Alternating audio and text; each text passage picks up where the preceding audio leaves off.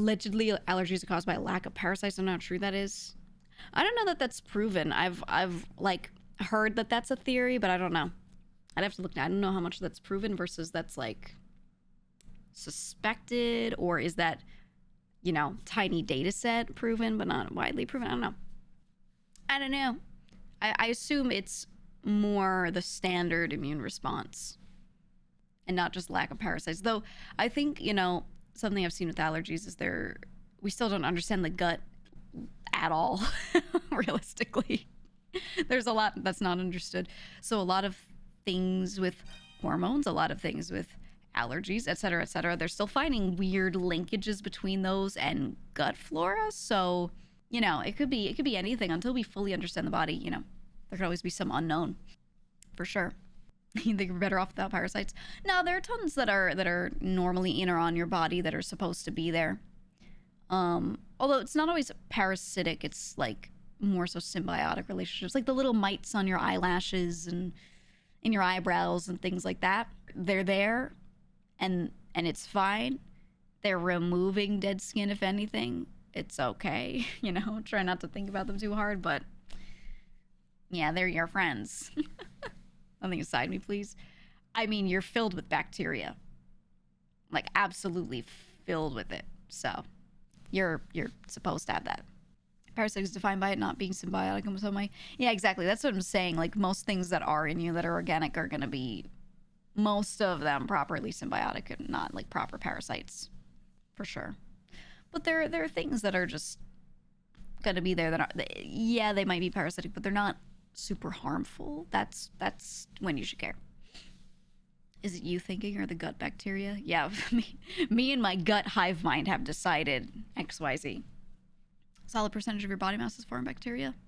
Yeah, it's a surprisingly high number, right? I don't remember what it is. Let me look. It was like a really high percentage. Yeah, 1 to 3%. The fact that it's even over 1% is like a crazy thought. 1 to 3% of your mass is that. But because their size is tiny, they outnumber your own cells because they're much smaller than your own cells. They're really like small. But yeah, they outnumber. They outnumber everything else. They don't make up more of your body weight, but you know, it's cool. You're only 99% you. Yeah. Well, it's your mass. I mean, they're not you, but maybe they are. Maybe if you listen to them, I don't know. Maybe if the hive mind. Maybe you have a gut flora grave mind that speaks to you. And when you do something and you don't feel like yourself, it's just the grave mind influencing you. You just didn't know. You just didn't know. A cool thought, man. It's a cool thought. For sure. This is what they mean by gut feeling. Yeah. Yeah, when you consult the grave mind to see what you should do instead of listening to your brain. My fecal grave mind. I didn't do it, officer. I was influenced. The Grave Mind Council has spoken. Hive Mind told you to eat the cookies.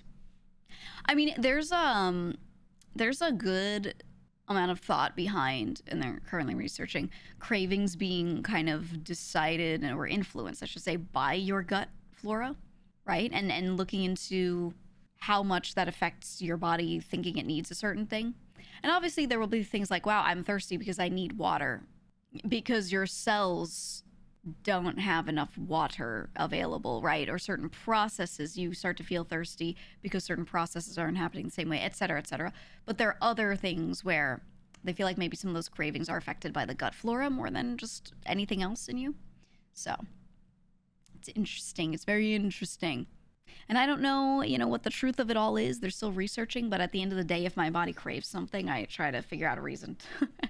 I try to listen to it. Now, obviously, if it's like, you should eat 10 more cookies, like maybe we don't need to. But in general, if I'm like, oh, I really want to eat something salty, like I tend to listen to that, you know, I really do. And I find that when I take vitamins and eat properly, if I have like a really good, really balanced week food-wise, I don't really get any cravings during that week. So I've noticed. So it's interesting. It's interesting. You had a science teacher in high school mention a theory that attraction is linked to your body's bacteria being compatible.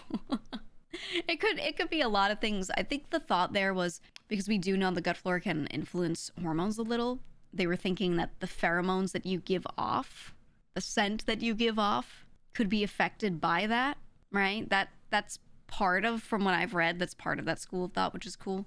So I guess it makes sense, I guess. But people think about a lot of things beyond that too. So it's, it influences it, obviously, but think of how many people just meet online and are like deciding that they like this person without having met them, right? There are other factors. There are other factors, for sure. You are what you eat. It's true, if you eat a lot of one thing, you start to smell like it a little bit. Or you start to smell a certain way that makes it obvious that you eat a lot of that thing. It's true. Google says the gut bacteria of people with schizophrenia differ from those of healthy people. I assume there's probably a lot of things like that. And it's just a matter of if they've taken enough samples to check, because they have to literally poop sample people. So how much research have they really done? I wonder. Probably not a ton, but I noticed recently the glue sticks mostly, and this might just be me, I feel like they're mostly purple now instead of white or clear. I feel like they're mostly purple, and I wonder if it's because purple is not automatically a food color, right? Maybe candy, but it makes you think